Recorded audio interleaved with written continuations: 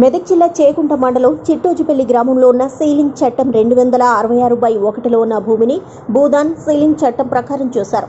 1974, 1993లో ceiling ప్రకారం 2004లో భూదాన్ చట్టం ప్రకారం గ్రామంలోని 192 రైతులకు 400 ఎకరాల భూమిని పంచారన్నారు.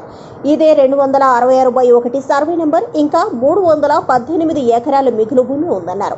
ఇటు భూమిపై దేశ్ముఖ్ ధరలు కిషన్ రావు కమలాకర్లు అక్రమ పద్ధతిలో కోర్టులో కేసు వేసి 10 సంవత్సరాలుగా రైతులను భయభ్రాంతులకు గురిచేస్తున్నారన్నారు.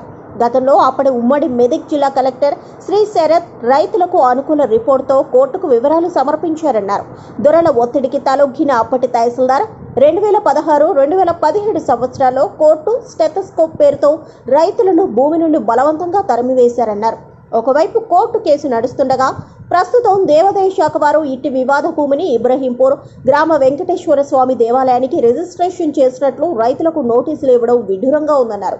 గతంలో సీలింగ్ చట్టం, భూదాన్ చట్టాల ప్రకారం పట్టా సర్టిఫికెట్లు ఇచ్చినందున ఇది ముమ్మాటికి రెవెన్యూ భూమి అవుతుంది. కావున ఇప్పటికైనా జిల్లా కలెక్టర్, జాయింట్ కలెక్టర్ రైతుల తరపున నిలవాలన్నారు. తక్షణమే దేవాదాయ శాఖ ఇబ్రహీంపూర్ వెంకటేశ్వర దేవస్థానానికి రిజిస్ట్రేషన్ నిలిపివేసేలా చర్యలు తీసుకోవాలన్నారు. లేనిచో రైతుల ప్రయోజనాలకు ఉపయోగపడే దేవాలయం సాకుతో దేశ్ముఖ్ దొరల పాలవుతుందన్నారు.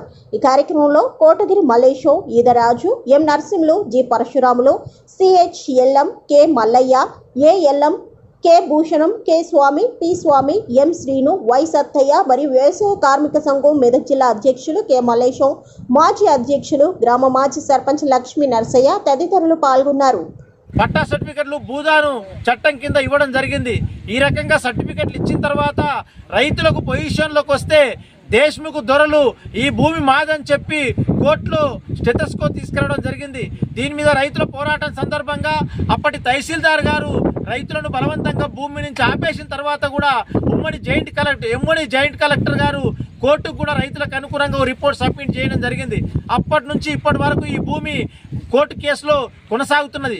ఒకవైపు కోర్టు కేసు కొనసాగుతూ స్టెథోస్కోప్ ఉన్నటువంటి సందర్భంలో ఎండోన్మెంట్ వాళ్ళు ఈ భూమిని అంతా ఇబ్రాహీంపూర్ గ్రామంలో ఉన్న వెంకటేశ్వర దేవాలయానికి రిజిస్ట్రేషన్ చేస్తామని చెప్పి అక్రమ పద్ధతుల్లో దేశ్ముఖ్ ధరలు దీని వెనుక ఉండి నడిపిస్తున్నారు. మేము ఇప్పటికే జిల్లా కలెక్టర్ గారికి కూడా మెమోరాండం ఇవ్వడం జరిగింది.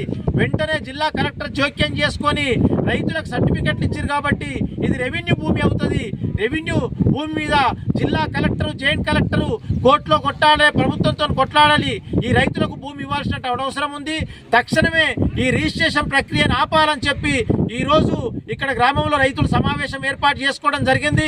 ఈ సమావేశం సందర్భంగా ప్రభుత్వాన్ని, జిల్లా అధికార యంత్రాంగాన్ని రైతుల పక్షాన్ని నిలబడాలని చెప్పి మేము డిమాండ్ చేస్తున్నాం. దొరల యొక్క పెత్తనం సాగదని చెప్పి ఈ సందర్భంగా హెచ్చరిక చేస్తున్నాం. ఒకవేళ కనుక ప్రభుత్వము, అధికార యంత్రాంగము దిగొచ్చి ఈ భూమి సమస్య పరిష్కారం చేయనట్టయితే భవిష్యత్తులో మొత్తం గ్రామ రైతులందరూ కలిపి ఈ భూమిని దున్ని పోరాటాన్ని కొనసాగిస్తారని చెప్పి హెచ్చరిక చేస్తున్నాం.